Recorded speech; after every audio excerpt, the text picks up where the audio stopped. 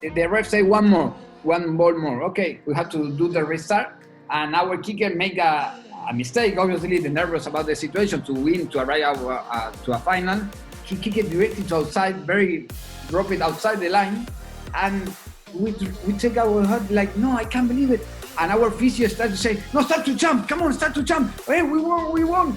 They push us to the tunnel, like, go away. And USA been there, waiting like, no, ref, it's free kick for us in the middle. No, the other team go inside, we went to the tunnel. But our physio won that game because he started to jump, and the ref looked like confused and say, okay, it's over. Our physio was the only guy who pushed us. Come on, jump. Hola, soy Santiago Cora y estoy muy contento de estar en Rugby Hive. Today's guest is Santiago Cora, one of the greatest sevens players to ever play the game. Cora represented Argentina for a decade on the HSBC World Rugby 7 Series, scoring 1,178 points, and for many years led the world in tries scored, totaling 230. He won the Los Angeles Sevens in 2004 and then captained his side to glory in Santiago in 2009. Currently, he's preparing for the Olympic Games in Tokyo as the head coach for the Pumas Sevens team. In today's episode, we check how the speedster elevated himself to international rugby, playing alongside his brother, why he developed the chip and chase as his trademark move, and how his career on the Sevens World Series evolved into coaching his country. We chat about Argentina's recent success in beating Fiji 3 out of 4 times, how Santi enjoyed commentating at the 2019 Rugby World Cup, and his love of being at home with his son. Here is Argentine legend Santiago Cora. He's so dangerous! Freddy Krueger has nightmares about him! Hello and welcome to the Rugby Hive. I'm Dallen, Stanford, and despite my South African accent, I was fortunate enough to play rugby for the United States on the Sevens World Series. And I'm MacDowell, a former Canadian Sevens international. Back in my playing days, I went head-to-head against Dallen in the USA. For several years, Robin has coached international sevens for various countries, including Canada and Mexico. He's massively passionate about growing the game across the Americas through his MacDowell rugby programs at all levels. I'm currently a commentator for World Rugby, most recently broadcasting the Rugby World Cup in Japan, as well as the amazing Sevens World Series. More than a decade later, we are teaming up to bring you insights from legendary players and coaches from around the world. All legends have a story. The Rugby Hive podcast is here to share it. Welcome to the Hive.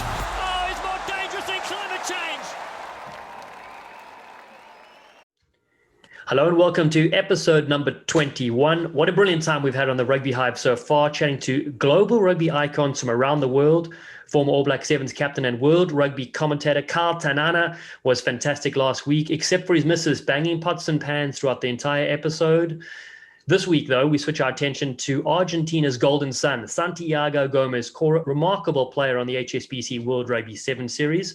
We both got to play against Santi, and like he did hundreds of times on the field, he eluded us with his soccer skills. I've also had the privilege to work in broadcasting with good old Santi in Argentina for the World Rugby Under-20 Championship last year, and in Japan at the Rugby World Cup alongside him and Joel Stransky. Such a character, so humble, one of the good guys.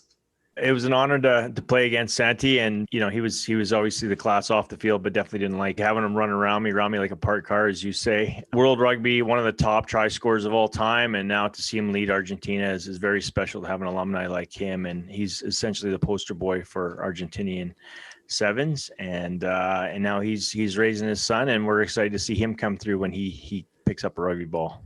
That's really true. And his son is cooking as a master chef in the kitchen. Just love those little social media videos. Very cute. Santi, of course, preparing his Argentine side for the Olympic Games as well. And we're very excited to see how they go and represent South America.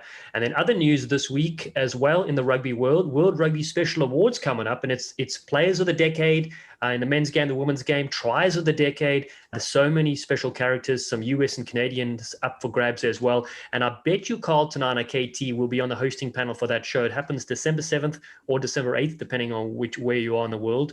So that'll be pretty exciting to tune into. Well, Robin, I had a opportunity this week, really special, to get on a Lions rugby chat ahead of the tour next year. Jeremy Guscott, the Prince of Centres from England, was on the call. Gavin Hastings, the famous fullback from Scotland, and Phil Vickery, the workhorse up front for the England pack that won the Rugby World Cup in 2003. And just listening to these characters tell the stories about when they travel with the Lions. Guscott had a brilliant one where he was playing in the amateur era, and as it became professional, he was lucky to be in the Lions squad and scored an unbelievable try where he grubbed it through. He basically pulled a Santiago Cora for the Lions, and they won the 89 series. And he was a bricklayer before the tour, and that's what he did for a living. And apparently on the side, one of the physios was having a drag of a cigarette. Now, this is in 89, so things are a bit amateur. And he turned around to the coach, whoever was there, and was like, he'll never lay another brick again. Amazing. And to this day, of course, Jerry Guscott, alongside those Lions, legendary folks, just great memories. And of course, the one that stings me is Guscott's drop goal against South Africa to win the 97 series, but just legendary moments for his side. Do you have any Lions memories? Well, no, just the last round, obviously with New Zealand after the previous World Cup and how it ended in a draw, which the All Blacks were just so gutted. It felt like a loss. It felt like somebody, shot their animal or something like that, I guess. But yeah, just excited. I mean, just the special thing about the Lions is obviously having these different nations play together, and then obviously the history and going into South Africa and putting it all on the line. But I'm excited to see this, and hopefully it goes off. Well, that's the thing. We did have a chat about it afterwards. The potential for it happening, and Gavin Hastings said he's on the committee for the Lions, and they're obviously eager to go. South Africa, from a financial point of view, haven't traveled anywhere, and so they're eager for this to go ahead. The Lions have the most remarkable touring group of supporters that follow them around the globe. And it's funny you mentioned that New Zealand trip. You look into the crowd and you saw mostly red jerseys because they travel so thick and far. And so it would be amazing. But again, we are in these uncertain times. There's talks of vaccines and there's talks of, getting to play at bubbles. But then you want the fans to be able to experience it. That's the thing. It is a bit eerie and weird to watch a rugby game nowadays with no fans in the stadium, no sound. It's almost like, yeah, sure, the game is, intense and amazing, but it takes away, I would say half the atmosphere. Yeah, absolutely. And where do people go to get tickets? Like, where do they go to find out about these packages? Yeah, that's right. So Dynamo Sports Travel Group, I'm working with them to promote ticket inclusive packages. So basically any you can't just buy a ticket nowadays because they've already done the lottery. So people have to go through some sort of package. If you live in the UK and EU, you go through the Lions official tour group, which is great. But outside of that, anywhere in the country, folks can reach out to me, catch me on the socials as well, at the Rugby Corner, or you can catch us at the Rugby Hive. And, the nice thing is that you get recommendations for all sorts of touring things. If you want to go snorkeling, you want to go shark diving, if you want to go skydiving, you want to go up Table Mountain, Robben Island, where Nelson Mandela was kept in prison for 27 years. There's so many iconic things to do in Africa, very, very affordable as well. And Robin, as I said, if all goes according to plan, we're able to pull this off, we're able to travel and get it going, it would be brilliant for you and me to get our Hive kit on and carve up Africa like a Zulu warrior. Oh, I can't wait. I'd be down. I haven't been there since George in the mid to late 2000s playing for Canada. So it was South Africa is one of the most beautiful countries I've ever seen, if not the most beautiful country. The colors, the people, the wildlife, everything. And I'd be keen to go back and especially experience it with a hometown kid like you. That's right. Plus we've got Frankie Horn to cook us breakfast. The big water buffalo himself will be there. So listen, make sure you catch us on all the socials at Rugby Hive on Twitter and Facebook, at My Rugby Hive on Insta. And support for the Rugby Hive is brought to you by Gilbert Rugby Canada, Brand Marinade, and Focus Care Products. Time now for episode number 21. So here we are with Santi, good friend and legend on and off the field. Santi, I know that despite traveling normally with rugby all over the globe, you're actually very much a homebody. And so the lockdown must be perfect for you, spending quality time with your son, Milo. Exactly. Hello, how are you? Thank you for this interview or this chat.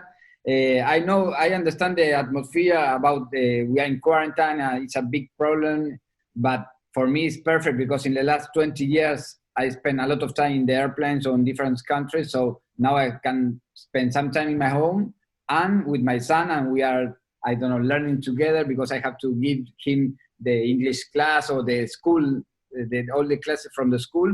So it's a perfect time to do something different after 20 years. And Santi, I've seen a lot of your social media videos, really cool ones of you cooking with your son. What sort of things are you making in the kitchen? A lot of things. We have to have breakfast, lunch, and the midday, and then the dinner. So we try to do different things to have fun for one side and to start to eat more healthy. He loved to do it with me, so we started like to do something different. And he said, "Hey, let's go to cook something," and we do some cookies, chickens, beef, barbecue. Something he loved to burn the fire to prepare the barbecue. So we spend time together, quality time. I always talk about the quality time because maybe most of the fathers spend a lot of time with his sons, but I'm talking always about the quality, and now I have quality and time because I spent the last 60 days with him here, and we are growing together in a lot of things. And how old is your son? 7 years old. 7 years old, so great age to be home with him. And is he an aspiring rugby player like his dad? I don't think so. You don't think so? Not yet? He'd love to play soccer, as every Archie. Play with the Legos, Nintendo, PlayStation. He loved to do some drawings and the papers, but he loved to build things. With Legos or whatever. He took things and started to build. His mother is an architect. Maybe he has that in the blood. I don't know. Creative mind. That's great. Well, just transitioning to your childhood growing up in Argentina, and what sports did you and your brothers play? We went to a club with a lot of sport like cricket, hockey, rugby, soccer, tennis, swimming pool, everything. And we started to do everything because me and my brother, we spent, all the afternoon running around the garden. And my mother said, you have to go to some place different like home. And we went to Lomas Athletic, and it's an English club full of sport. And we started to do everything: tennis, soccer, cricket, bowls. And we choose, I suppose, rugby because it's about teammates, it's about friends, it's about spend time with friends. My friends are from there. I have my friends from the school and friends from the club. But my really friends and the friends that I have right now are from the club. So it's about a friendship. And then when we start to grow and to see what happened with the sport, with the game, my brother is more fanatic about the game.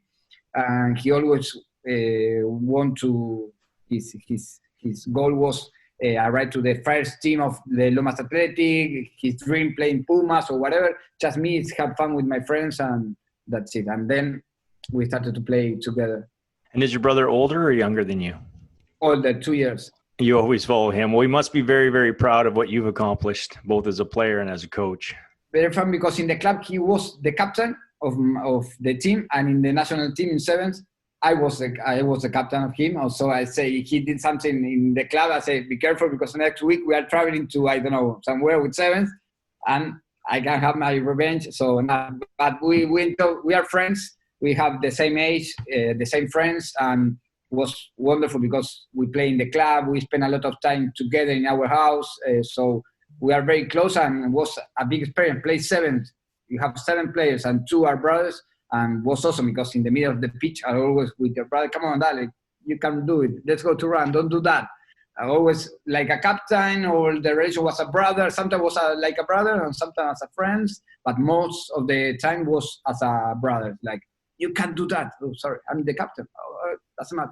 Very special. I didn't know you had an opportunity to play with your brother. And what was your pathway like to be identified by the Pumas originally? Was a particular story because was 21 years ago. My club played a game against Pumas before to the Rugby World Cup to 99. Before to do that travel, they came to Lomas Athletic to play a friendly game. Lomas Athletic from the second division in that moment, no, in first division. And because for us was 100 years because found the first title of Lomas Athletic. I don't remember very well, but we played a friendly game, and I did a spectacular, tremendous try against Pumas. Was the best try in my life, and it's about being the correct moment and in the correct side. And I scored that try, and after the game, the managers or some of the players came and said, "Oh, you are so fast. You play in sevens." No, I just play in the club. I never play under 20 or any process of develop of Argentina or my provincial teams. So I went directly to Lomas Athletic to Pumas. Was the last case in these 20 years who someone arrived directly from club to a team. And what is the pathway like now for the young aspiring Argentinian players? We have a lot of academies around the country. We have a big country, so we have 10 academies around the country. And the process started when the player has 16, 15 years old. The manager of the academies choose some players they see something. We gave some tools like we need a fast guy, a tall guy, and they choose some players. And then maybe we travel around the different provinces to see that players, and we take some players from our academy, sevens or under 20. And after they have a process in under 20 for 3 or 4 years. And after under 20, some players go directly to Pumas or Jaguares, or I am the last team to choose, or to seven. Maybe they need more time to develop. And after 1 or 2 years in sevens, they go through to 15. But the process is started in under 20, like for the World Cup under 20. And they started with 16 years old, and we start to choose some players from there, but we have to respect the process of juniors. And after that, when they finish the season of under 20, we can take some players from there. Yeah, it's remarkable to see some of those under 20 players go into the national 15 side, but coming through your sevens program as well, Santi, let's talk about your career, right? So it spanned about 10 years on the series. Can you tell us about your very first debut tournament? Where, when, and what was going through your mind? Was 20 years ago in Durban, and because before Cape Town we played in Durban, and it was terrible because that team had a big story behind the team. All the players had, 30, 32 years old, and for me just 20, 21. And for me, because I as I told you, I came from a small club from Argentina, directly to national team. So it was very strong, the difference. And I arrived to see the guys, and in that time we went directly to the airport. And so I met my mates in the airport, "Hello, I'm Santi from Loma. Who are you?" Nobody know me. "Hi, I'm going to play with you." And I don't know, Gaitan was there, big names around the team, big name, because at the end of one process, who finished in the World Cup 2001. Yeah, I started 2 months before that World Cup. So for me, it was incredible. And I started to the practice, and I remember the coach say, "Come on, Santi, run." And in a practice, you can't run because you're not going to run just in a practice and just to go, because when the ball arrives to the corner or to the touch, you turn around, make a ruck, and start again the situation. And the coach didn't know me, obviously. Someone said to him, "Hey, you have to call this guy. He's very fast." And he said me, "Run." Okay, I tried to run just 5 meters. No, run with the ball. And I see in front of me was big names, and I can't run away from that guy because for a respect of him. And in a practice, you try to turn around. Okay, tackle me here. And the third time he told me, "Santi, take the ball and run. I want to know you." He told me the real situation. "I need to know you. Run." And I looked like Forrest Gump. I took the ball and started to run like 50 meters. Nobody followed me, or the next guy to follow me was 20, 30 meters behind me. And I look all the big stars of my team like, okay, was a crazy situation, but it's okay. For me, it was embarrassing. And was tremendous. Go inside to the Durban Stadium. It's a huge stadium against Australia. I remember my first game. Big names in Australia too. Graham, big names in front of me. Tim Atkinson. A lot of names in front of me, and I came from Lomas to this big stadium. I can't believe it. And now you can't do that, because for the process that I told in that moment was, wow, I love that the culture is different. As you said, you have to show the respect to your older teammates and players and things like that. So that's I'm great that they said, I need to know you. And then you put your wheels on. Speaking of those wheels, you've seen the series change tremendously over the last 20 years, particularly now that you've been a coach on the other side of things. What are the differences you've noticed from those early years when you played to the current series? The game right now is more physical, 100%. The other day I had a conversation with Serebi, and he told me, I don't know from where come that tall guys, because with Fish it's the same. Fish, you remember players like Ryder or Waisale, or players with a lot of skills, with a lot of cheat, and now it's more physical, it's more vertical, and it's 100% different. I can play in this game. In my team, I never clean a rack. I make a rack like I was there, but clean to someone else, it's impossible for me. I never did it during 10 years. So because the situation are just... No, I was going to say the same about me as well, and I'm sure Dallen's the same. So I have to talk about defense and clean racks and come on, you can do it. And how can you do that? I can't believe it. But it's 100% different. Obviously, you can adapt about this situation, but I prefer the rugby that when we play, and you know about that, Dallen, about that kind of skill, because you was that kind of player that I talk about, they show the ball to one side and play to the other side. I love that. Are different. Both are incredible because now it's more technical. You have a lot of study about the game, the movement, a lot of video analysis. And in our time, it's like move the ball from one side to the other side with a lot of respect about the game, no? But different way to play. And I prefer our style. I love that style indeed. I mean, it is interesting now that we're in the series a lot, commentating or coaching, and you go, and all the three of us have been around it, and you walk around, you see the players these days, and you're like, wow, look how big they are. And, it's something, look, I don't know about you, Robin, but Santi and myself have never seen the inside of a gym. And so, it goes to show. Very clear. So, Santi, give our listeners some insight to the Pumas Sevens culture and style of play. Growing up in Canada, we tried to mirror the RGs in our day. We didn't have a very big team, and our coaches used to always talk about just the level of work rate and the tenacity that the Pumas always brought in consistently. And I still see that level of work rate and tenacity on the field. Where does that come from? Yes, came from the clubs, I suppose, but when we are looking some players, our focus is in the passion that they have to play, because you can do a lot of exercise, have a lot of skills, but if you don't have that passion about the game, it's impossible to play sevens, because sevens you are always tired. I don't know when you enjoy it, because after the game you are tired to enjoy it too. So you need to, for one side, that kind of passion about the game. From the other side, it's like, I don't know, when you are being committed about the objective of the team, like feel like the objective is your own objective about life, and it's the only way to do the crazy thing that you do into the field, because you are running in a huge field, and you have to, Argentina have to play against big guys. Always we are the smaller of the series, so we have a lot of things against us, but we say we can do it either. You have to practice, you have to train more, and I don't know, but the most important thing for the Archies always is the passion and the way that we feel the game. And Argentina has won 2 tournaments on the World Series over the past 2 decades. You were part of both of those Champagne glory days. Tell us about your memories from Los Angeles in 2004 and San Diego in 2009. And did playing closer to home, i.e. as far as the Americas is concerned, help with your success?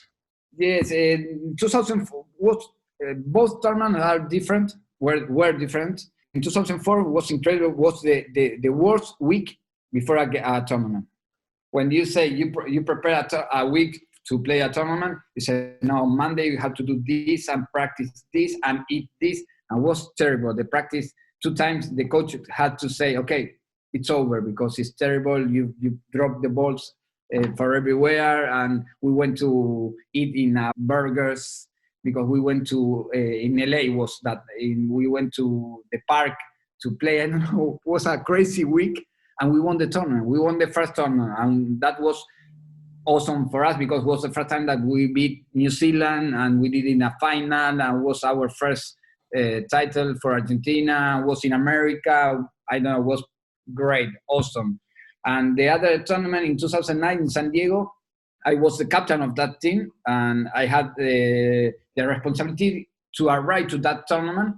And because we had 1 year before that, we had a big fight with our manager of our union. Like, we need support of you, and we need to practice every day. I can believe it. We are going to practice to play against professional teams, not professional about money, because the professional about organization.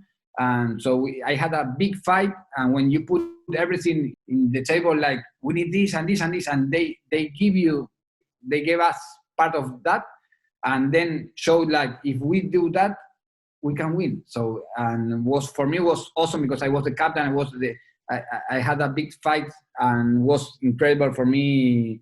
And because we beat USA in the semifinal in the last Don't mention it, Santiago. Okay, sorry. And it was both tournaments was different, but I prefer 2009 because I was the captain, and the fight of the right that I told you before. So it was an incredible experience for me. And a particular story about that tournament, we arrived later to the first game because our liaison, I don't know what happened the night before, and we arrived to the lobby hotel at 9 a.m. We had a game, 10:30 against Mexico, and we were there. And where is the liaison? I don't know. Liaison are the people, the guys from the city who give you a hand during the week. No, I don't know. They lost the bands. They got wrong, and they leave the bands. I don't know where. And okay, let's go to take some cups. And the coach in the lobby of the hotel said, okay, he's going to go inside to the pitch. You, the first sevens, take the first taxi, and we arrived directly to the pitch. We did 10 minutes of warm-up, and we beat Mexico for a short difference, but we did it.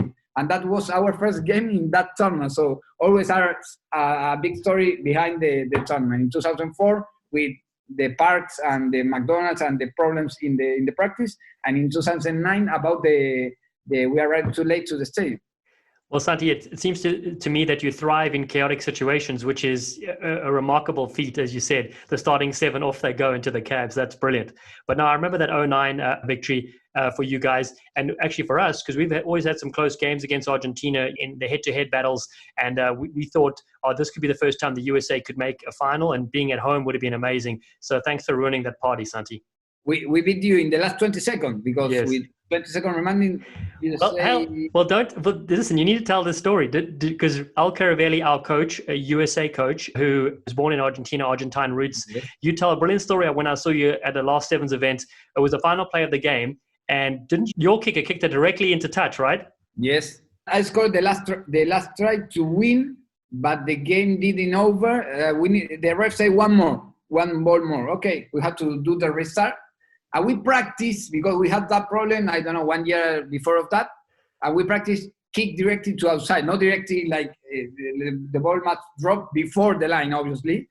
And our kicker make a mistake, obviously, they're nervous about the situation to win, to arrive to a final. And he kicked it directly to outside, very, very plain the ball, but drop it outside the line. And I was on the bench. After the try, I was on the bench. And we take our head like, no, I can't believe it. And our physio started to say, no, start to jump. Come on, start to jump. Hey, we won. They push us to the tunnel, like, go away. And USA been there waiting like, no, ref, it's free kick for us in the middle. No, the other team go inside. We went to the tunnel, and we were like hiding the tunnel, like, no, they're there. The Eagles are there, and it was funny. Our physio won that game because he started to jump, and the ref looked like confused and say, okay, it's over. Our physio was the only guy who pushed us. Come on, jump. Always with a big story behind. I know. I'd forgotten about that story, but then you brought it up. I was absolutely brilliant. I mean, those are the inside information people don't know about or get to hear, you know? Our physios say I was the champion in 2009 because I won the semifinal. He said I won the semifinal. Do you remember his name? You got to give him a shout out right now. Damian Munoz. Physio masterclass right there. Santi, let's go across to tries scored. Okay, so for many years you held the record for most tries scored in the Sevens World Series.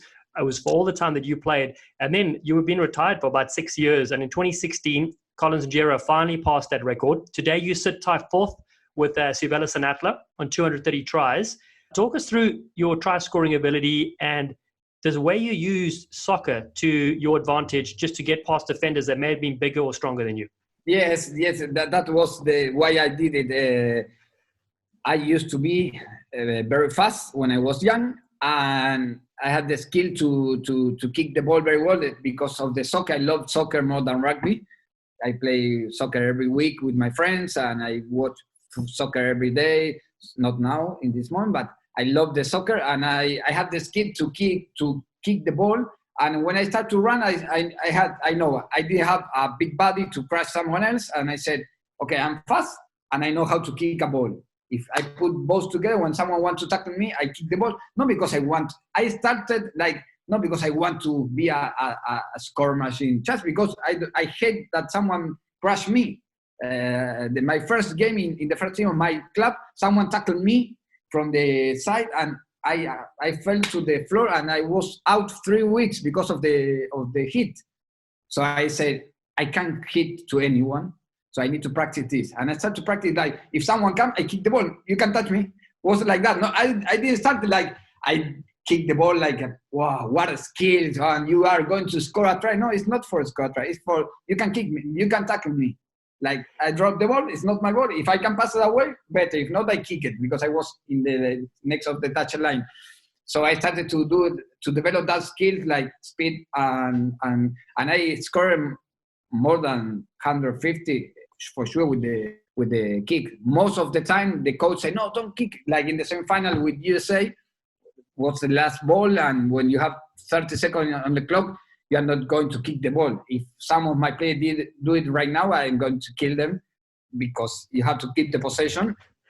But I did it. The other day, one of the players who played in my same position say, no, Santi, I don't know what happened in individual chat. I don't know what happened with me. I'm not very sure about my skills. I started with work with psychology. I said, leave it.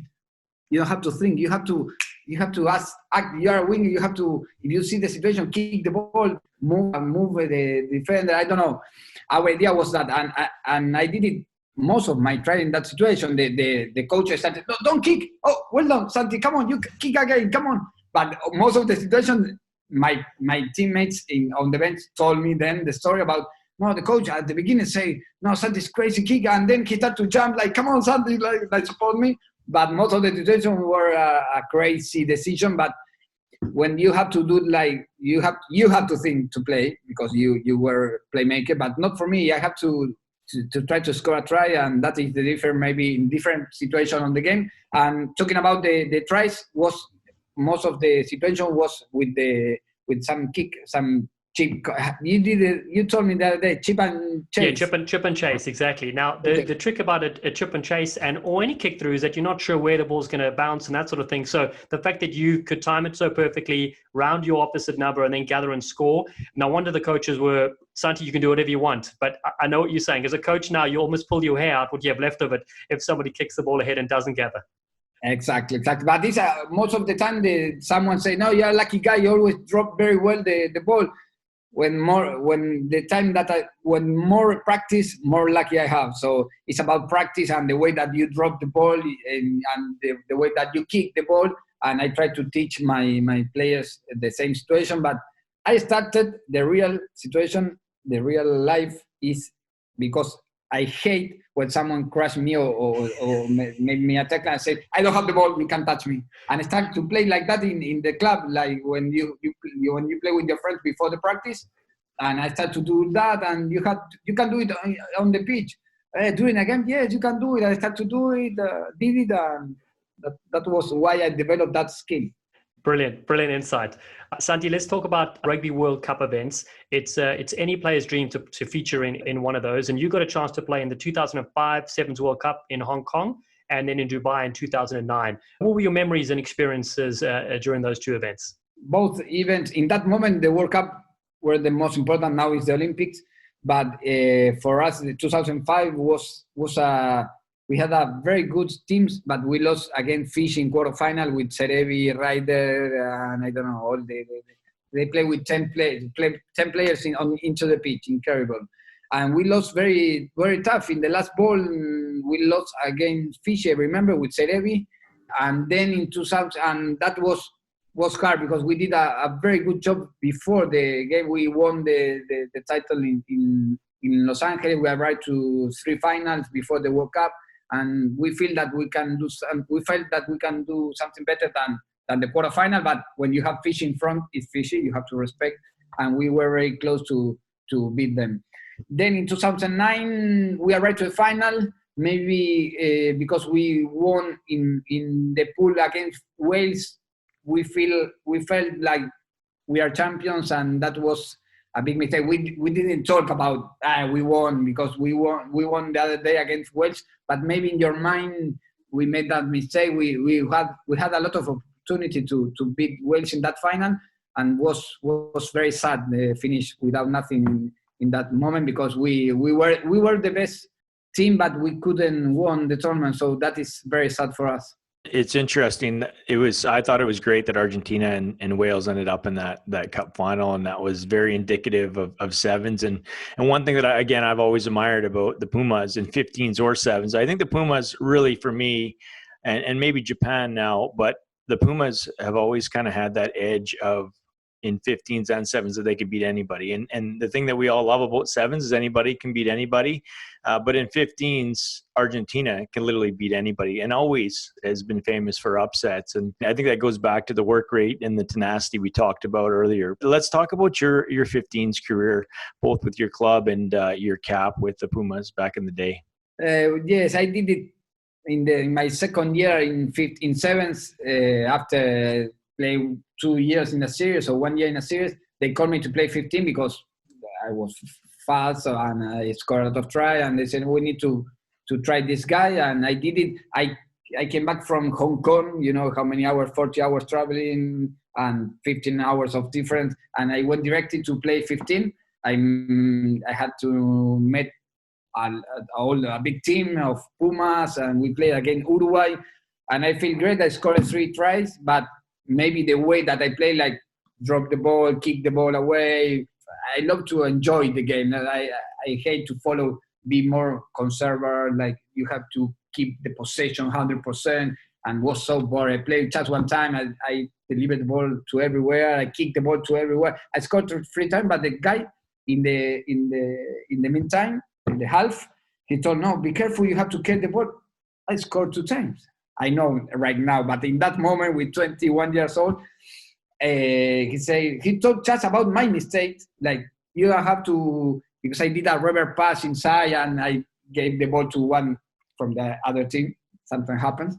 And I kicked 2 balls away, and he talked about that and said, nice, that is so boring. And I was focused in 7 because I can do that.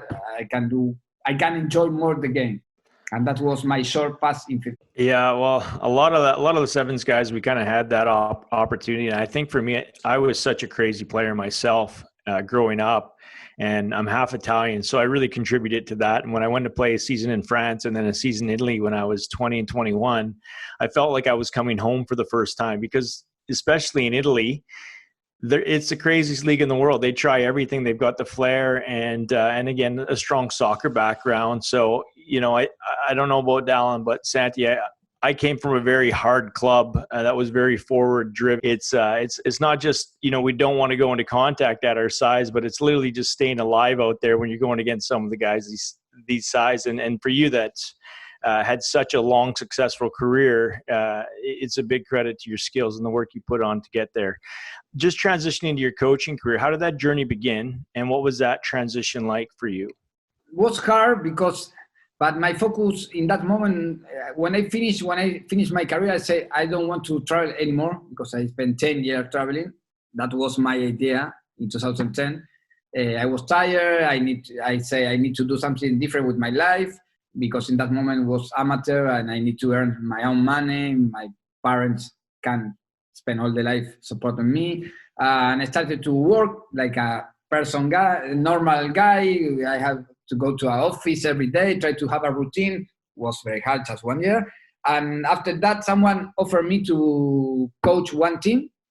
And I did it like, well, let's go to see what's happened. And I did it, and we won 3 tournaments, local tournament here. Someone called me and said, Santi, you can be the national coach. And I said, no, I prefer to stay in Argentina. So I took that job, but I say, okay, I'm going to work in the academies. I'm not going to travel to anywhere. And then in 2013, they told me, Santi, you have to be the head coach because we need to prepare a team for the Olympics. And I had to think and take the decision to say, okay, I know where is this, because I had the mother of my son, I was with her, and I said, be careful because this is so hard. No, it doesn't matter, you can travel and then we can spend time together. I tell you, this is not easy, and I had to take that decision if I want to spend my life, or for the more than 7 years, traveling around the world. Is very hard. Everyone say, no, it's amazing life, you can travel around the world. Yes, but you miss a lot of things, like see your son grow or some event in your country. But I'm very happy with my job. It's not to start to cry like it's very hard. I'm very happy. And the first key for me is, that's why when someone told me the record of Tryman was better for me, because I started to think just like a coach. Because the most important thing is live your life as a player. Can give you experience, some tools to develop new players, to develop a team, but you have to start to think as a coach, and it's different when you say, no, when I play, you are focused in the game, and you have to forget your past and start to think as a coach, and that is not easy. And I did that process when I coached the women's in 2012, and I started to do like, I don't know how to say in English, like, leave the player, the former player, or leave the player behind me, because always was with me. And when I started the series, the Tryman Santiago, I'm not the Tryman, I'm the coach. I know I'm terrible as a coach, but don't tell me they are going to steal your record. I'm coaching. I don't know. Okay, Colin Sinchera, let's go to do it. Senatla, whatever. And it was very hard because you are not the player anymore. You have to show a game your skill, the thing that you can do for a team. And then Santi, in 2013, you took over the men's side on the Sevens World Series, and you've been with them now 6-7 seasons. So what are the challenges you've faced being a coach now? You know, as you said, coming from a player, very successful career, but as a coach, you've had a lot of development over the years, right? Yes, I'm learning to be a coach. I'm growing. My goal for the moment, I was arrived to the Olympics, and then won the Pan Am Games. The gold medal was one of the goal that we had the last season, and now go for one medal in the Olympics. It's my goal, it's my dream, it's my focus, and my mind is there, because most of the people ask me, you want to coach 15, you want to coach in another country? I don't know. I want to win a medal in the Olympics. So my goal is that. For one side, we are working, develop some players, because we are part of the develop project in Argentina. Some players who I know they are going to 15. But in the same time, we have to be competitive. And now my focus and the union follow me with that. And I convince them to do this is go for a medal in the next Olympics. I don't know, 2021. And the past 5 years has seen the most competitive World Series ever. How have you kept Argentina in the mix, in the top of the teams?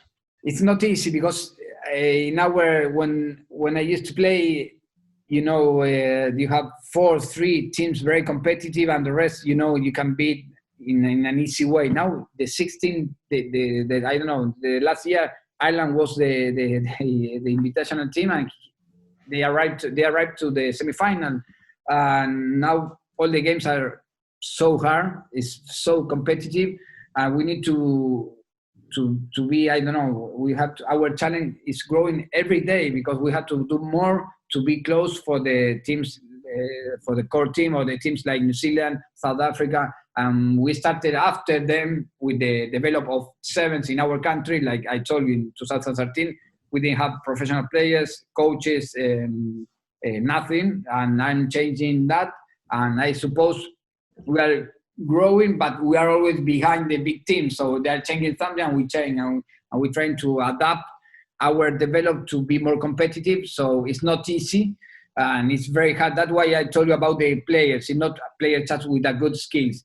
they need to feel the passion to play and the objective of the teams, of the team to be better and because it's crazy. You have to run in a big field, and again New Zealand, the guys are huge, Fiji, and they're fast and enormous, and you have to be like a little crazy, but it's not just be crazy. It's not play with your heart, and that is why we are always trying to not the best players, if not the players who can do the thing that we look in the series. Yeah, it's for coaches out there trying to prepare your team for competition on the World Series is tough, because typically in 15s or any other competition, we're prepared to play, New Zealand in 2 months or in a week. And you got to go from playing, say, England to Fiji to France to USA, all within, a few hours of each other. So when I prepared Mexico for the World Cup, we only could prepare for New Zealand, just like whoever you had to prepare first in the Sevens World Cup. And then after that, you don't know who you're playing because there wasn't pools. It was literally just ranking. So trying to prepare for your plan B, plan C, it was impossible. It was like a lottery, and there was upsets everywhere. So it's very challenging as a coach, but that's why we live for it. And 6 different refs too. And the way that they do, the way that they play of the refs. So it's a big challenge that we know that and we have to finish. We have a position in 15. You have friendly games during a year, just one World Cup of each 4 years. You have the big event. We have every weekend, because if you did it really wrong, you have to go down, and if you go down, you are not going to play the next series. And every weekend is a big challenge. Not in 15. 15 obviously it's the most important and whatever, but you are playing in develop because you are focusing the World Cup. And I know Six Nations or the Rugby Championship, but are more friendly games than in the Sevens. You have to win. You have to be on the topic. If not, you can be competitive. Yeah, it's very, very challenging, but it's also what keeps us hungry. What has helped your boys stay competitive against Fiji in recent times? 3 of the last 4, Argentina has been able to beat Fiji. I can't tell you the secret, but no. The idea everyone knows about play against Fiji. It's the team who leave us out always or many times was Fiji. Like in 2005, I told you in the World Cup. And then in the Olympics, we lost in the pool against Fiji, very close game. Just we lost for 5 points. And the coach said Argentina was the hardest match in the Olympics. So we know Fiji is one of the impossible teams. And we start to work very focused and very hard in the way to play against Fiji. We, like you say, you have 6 games during the weekend. So you prepare some games, you are more focused in your develop, but we had to do something with Fiji because it was impossible for us. And we started to training situations like Fiji were in front of us, and we started to practice, and we took the decision to take a different way to play. And the secret is keep the possession and keep the possession. It's the most important. They're one of the hardest teams to prepare for any side. But Santi, let's switch back to the Olympic Games in 2016. Took Argentina there. What was that experience like for you, both on the field and off the field? I suppose was the best experience as a coach or player or as a guy of rugby, because being in the village was the best experience that you can be, because you have all the best athlete in the same place and in the same situation. Like you are in the same place with Nadal or Andy Murray or Usain Bolt, and when you are waiting the food with him, like, okay, you can pass because I don't feel comfortable with you behind me. Like you are Bolt and you are waiting behind me. So it's a great experience, and I enjoyed a lot. Spend time in the afternoon, I don't know, watching the sport guys walking around the village. Like they are going to competitive, they came to loss, they won. The faces, the atmosphere was incredible. And then into the field was the first time they see the rugby in the Olympics. Was, I feel very proud, not because of the Argentina, because of the rugby sevens, because as you, Dallen, we feel a lot of things about seven, not just a game for us. It's our life, and see our like son into in the big event I don't know, I spent years watching the Olympics. I love the runs, all the sport in the Olympics. And we are and I see we are going to be part of this. We are in the same situation of this guy. And for me, I feel very proud about rugby there and sevens, obviously. And then Argentina, we had a very hard game against USA. We had two injuries, big stars. We lost 2 players in the first half, and then 2 mistakes of the ref. They put a yellow card, and he said, "Sorry, something was a big fault, big mistake, was too bad." And we won that game with 5 players into the pitch. 5 players against USA with all the stars. They were one of the favorite teams. And we beat USA in the first. Then Brazil, the local, was interesting because it's from South America, and they were local. And then Fiji, and we were very close. We know about that game. That game was the game, and we lost. But we feel that we are close, and we can do something in the future of the Olympics. And then we lost with England, with Great Britain. In extra time, and that was hard, sad, and because we had the opportunity in the last ball, and our kicker lost the opportunity very close of the post, and that was hard and sad for the team. And after that, we beat Australia, but we were very, very, very sad. But the experience was awesome because it was in South America, was our first time, and as I told you, see the sevens in the family of the Olympic was like I did everything okay. So I'm very proud and happy because we did it. We are about rugby, not Argentina, about our game. And how is your team dealing with the quarantine? And would you say this extra year of preparation will be a positive for the Pumas? We are trying to do something. I don't know when we are going to play again or practice again or run again because I have half of the team in a small apartment. I try to send some bicycles, some equipment from gyms. We started we do everything, chat, interview. We try to do a lot of things the first 2 weeks, and then we see, this is going to be so long, and I have to give space to the play because I started with meetings like this one. I share some image about, no, we have to tackle hard, and then I say, everyone is dying around the world. We are going to be in quarantine. Sorry, guys.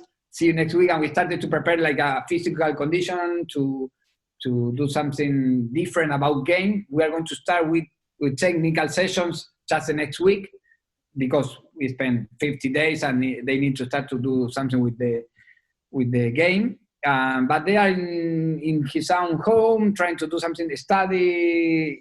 They are practicing different like English, or we have different challenge every week about the players, and the next week we are going to start to have our technical session through this, I don't know, Teams or Zoom or. And do you see the extra year, the delay of the Olympics, were you guys already peaking, or do you see this as a positive to have another year to prepare for the Olympics? For my team, for Argentina, was 100% positive because we had many injuries during the season.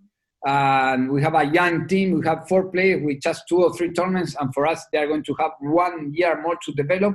So I'm very happy. I was sad in the moment that they said, no, you are not going to play Olympics this game because we worked very hard during these 4 years to arrive to this moment. But if you are thinking about the game and about the injuries, about the players that you can introduce to your team, for me, the decision was positive. Santi, let's switch for a few moments to broadcasting. Okay, so you've played, you've coached. I had the honor of working with you for a few matches, Rosario, Argentina, for the World Rugby Under-20 Championship last year. And honestly, I was so impressed with you commentating in a second language, your very first time ever. How did you manage it? Maybe part of my crazy mind I told you about as a winger, don't think, kick the ball, do whatever you feel. I said, the first time I said to the guy, it's impossible. I can do that. I didn't study, obviously. I learned English by ear. I never studied the words or the verbs in English. And I said, no, it's crazy. The first time he contacted me and say, it's going to be in Spanish, in English. And I started to talk with the guy who contracted me and say, to feel, it's in English, yes. And you can do it. No, this guy, I had very few chats with him. I'm going to try to be more friendly, to show him that my English is terrible. I started to talk with him. No, you're going to be okay. Okay, but do you want to drink something outside? No, okay. I started to show him about my English.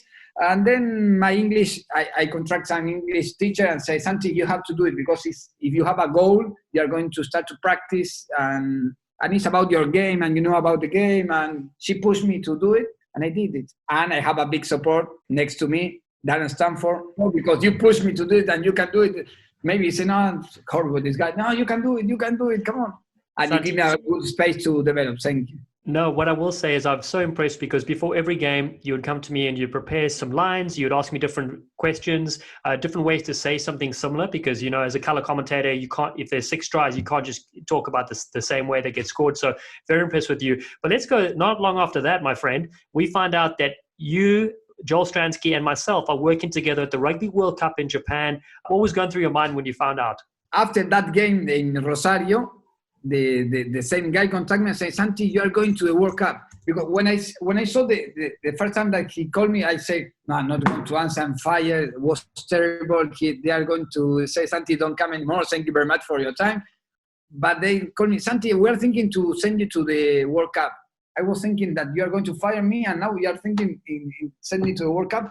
And was a big experience, be with professional teams, guys like you and Stransky.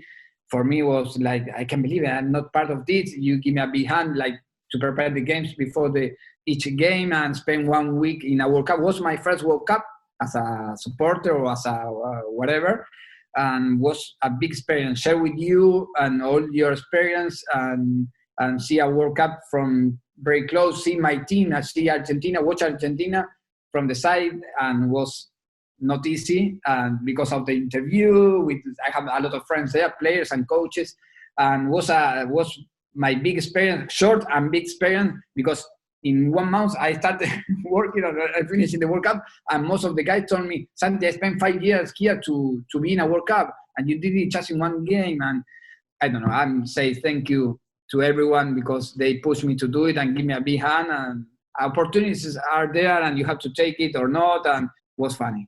Every experience helps shape us as well, right? So no, as a viewer of the World Cup, I loved having the Argentinian flavor in your experience and insight. So from Canada, we loved it, and we loved you. So thank you for that. Looking back, did you love Japan and the culture and just being at an event that big in a different capacity? No, I love the country, but I have to tell you the truth. The food is 100% different. So I lost 4 or 5 kilograms when I was back. Dallen, you remember that we spent a lot of time in 7-Eleven trying to find something to eat. The food is 100% different. The culture is 100% different. I understood the culture is different. I love just one of the city, because maybe we made a good team we rent some bicycle, and we spent an afternoon different with some friends, and was a big experience. But the World Cup was amazing. The experience to work there with Dallen and Stransky was amazing, but the city was like very hard to work around, to have. When I go to, I hate to do some tourist, because I spend my life like a tourist, but when I recommend to someone else to go to some place, is the weather must to be perfect, the food and obviously the views. But the food, the weather, and the views must to be in the same position. If the weather was not very hot, and the food is impossible, and the language obviously is impossible. So I love the World Cup, but the job that we did, and the people who I shared the World Cup, but not the city. Sorry. Santi, this goes back full circle now to you being a homebody. And I'll never forget asking you, well, actually, Verity, my wife asked you, you've traveled all over the world and you've done this for 20 years. Like, it must be so thrilling. And you grabbed the chair you were sitting on and held it tight and said, I like to be home. And so this is perfect for you. It's perfect. Everyone asks me, and I can't say, I'm very happy like champion, because I understand the situation. A lot of people lost their job, and maybe some of the familiar or some friends are sick, and you have to stay at home, and don't say to anyone, but I'm very happy because I can keep working, because I'm working in different development of players. I'm working with my players. As I told you, I had a lot of injuries, and for me, past 1 year, the Olympics was perfect. Like, okay, let's go to do it again. We did it. We prepared a team, and we had mistake about the preparation, about the injuries, about the game, about the result, about the everything. And let's go to do it again. Let's go to fix the details that we did it. We did it, or not because we did it in a wrong way, because we don't have the result that we hope. So let's go to do it again. I spent time. I told you the truth. I rent this house in August, and from August, because I was 1 month and a half in Japan, from August to the 10th of March, that when start the quarantine, I slept here 27 nights. 27 from the last 8 months. So now I spend 50, 60 days here. I know my home. I know the electricity and all the details about my home. And I can enjoy my home and my son too. Well, Santi, it's at least there's some positives to take out of this. I want to say it was an absolute blast talking to you, my friend. You're the Argentine sun that is always shining and smiling. And we love everything you do. And a real pleasure to have you on the Rugby Hive. Thank you very much. Again, sorry about, I want to explain more situation or more story, but my English is No, your English is amazing, my friend. Honestly, for us, as I said, in broadcasting, to commentate in our own language is hard enough. Here you are, speaking English as a second language. You sound absolutely fluent, and we love it. Thank you very much. And it was a big pleasure trying to share something about my culture, my country. And I don't know, whenever you want, I can show you more about Argentina. And yes, thank you for this time to talk with you, because I miss. Yesterday I had a meeting with the refs, with Schubert and Paddy O'Brien. We had many of discussion, like we are enemies, and we started to go and said, I miss you. Oh, okay, what happened with this situation? And let's go to do a chat with all the coaches, because nothing. It's our family. I spend with Schubert the last 20 years with him. It's our job, it's our life, and spend time with you is the same. Thank you very much for this talk, for this chat, for this call, and I'm very happy to be here with you. Beautiful ball over the top, yes, Seppo! Thank you for listening, you sleek sensations. If you haven't already, please subscribe to Rugby Hive Podcast and catch us on all the socials at Rugby Hive. We appreciate your support. Be safe out there, and we'll see you soon. They've taken the lunch money from South Africa.